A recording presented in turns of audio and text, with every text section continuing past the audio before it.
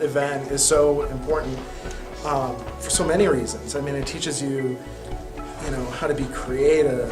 It lets you be creative, which is awesome. I think every kid has a creative and artistic spirit. Last year, when I came to this festival and met Lance Manzi for the first time, I was thoroughly amazed at the amount of talent that I saw on the big screen. I was just filled, beaming with pride, seeing the amount of quality. A good portion of the films that I had seen last year are stuff that would be unquestionably seen on IFC or even on Netflix. Film festival basically started in my classroom, and that was the second or third year I was teaching.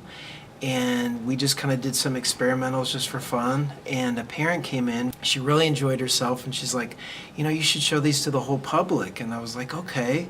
And then we started doing them in the auditorium and at the local theaters.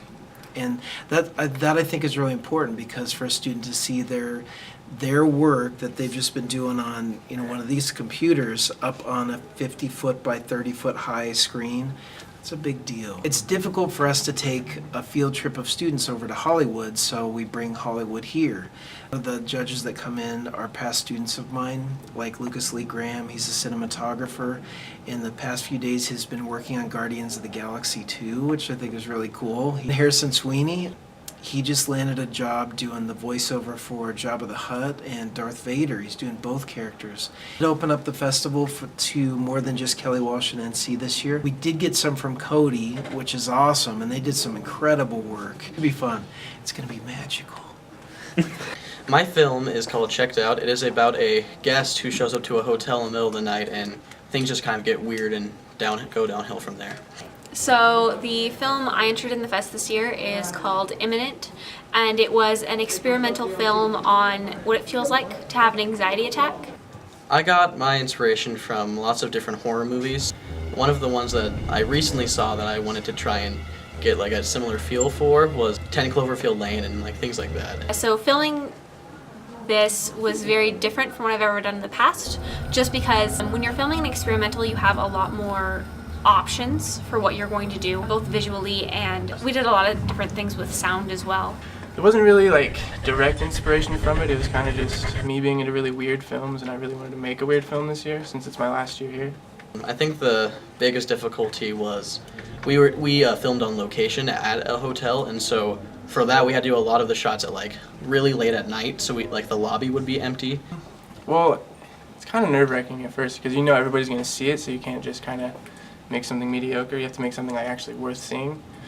So there's kind of a lot of pressure on you at first to make something good, but it's usually really fun. Well, we use a lot of fisheye lens just because it makes things look kind of distorted and strange, and I don't know, we did a lot of weird things for this film. It's kind of hard to explain unless you see it, but a lot of strange things. I tried to actually focus on cinematography and things, and I try to improve the actual visual aspect of it as well as the script. I know because of the film festival I've had a lot more confidence in my filmmaking skills. Because of it, I've been able to know that what I do, my creativity is actually is useful. I'm able to make things that I like, and that if others like it, it's cool. But it just has given me kind of a channel to let my creativity go through. But to have this at your fingertips and to be able to really explore your artistic spirit and it being embraced by the school, and it's amazing. I mean, it's awesome. I wish I had had that when I was your age.